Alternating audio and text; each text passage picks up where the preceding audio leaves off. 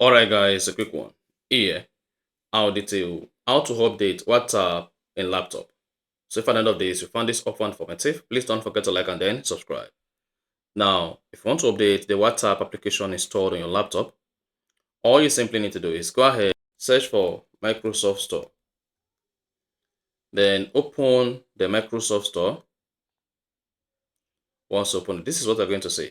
If you have not signed in using your Microsoft account, go ahead and sign in with your Microsoft account. Then, to update the WhatsApp application on your laptop or PC, click on download at the bottom left. Now, scroll down, locate WhatsApp, and then click on update. Once you click on update, this is going to start downloading the WhatsApp application on your laptop or PC. However, click on check for update. And once you click on check for update, this is going to show all the applications that are due for update on your laptop or on your PC, including WhatsApp if it's available.